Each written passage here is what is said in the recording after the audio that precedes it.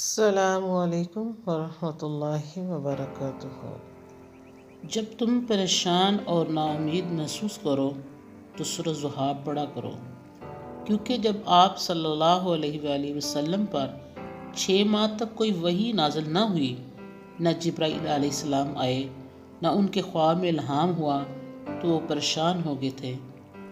وہ پریشان رہنے لگے تو اللہ تعالیٰ نے سورہ ضحیٰ وحی فرمائی، جس کی تفسیر آتی ہے: اگر تم پریشان ہو تو رات کو جلدی سو اور جلدی اٹھو اور خوبصورت صبح کو دیکھو، تاکہ تمہیں پتہ چلے کہ صرف اندھیری رات نہیں بلکہ اس کے بعد روشن صبح ہے۔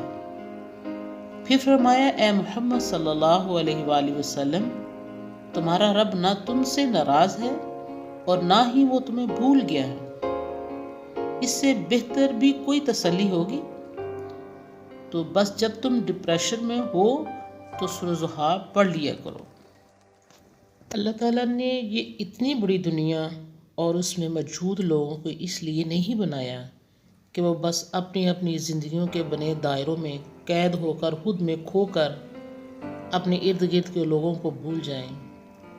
ہمیں کسی کی مدد کرتے ہوئے، کسی کا دکھ درد بانٹتے ہوئے کسی رشتے کی ضرورت نہیں، کیونکہ ہمارے درمیان ایک رشتہ پہلے سے موجود ہے اور وہ ہے انسانیت کا رشتہ۔ اور محبت کے رنگوں میں سے ایک نمایاں رنگ انسانیت سے محبت کا ہے۔ پریشان نہ ہو اگر کوئی آپ کے بارے میں برا بھلا کہتا ہے، وہ اپنے اچھے اعمال آپ کے برے اعمال سے بدل رہے ہیں، یعنی آپ کے برے اعمال ان کے نیک اعمال کی جگہ لے رہے ہیں۔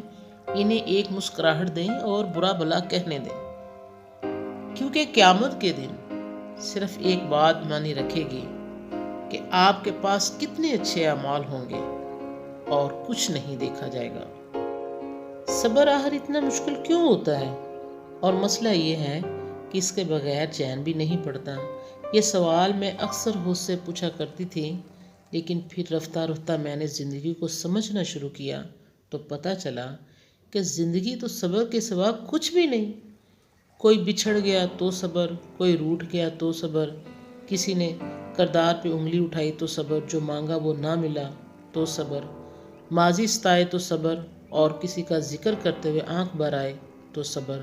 مگر صبر تبھی آتا ہے جب انسان اللہ کی رضا میں راضی ہونا سیکھ لیتا ہے۔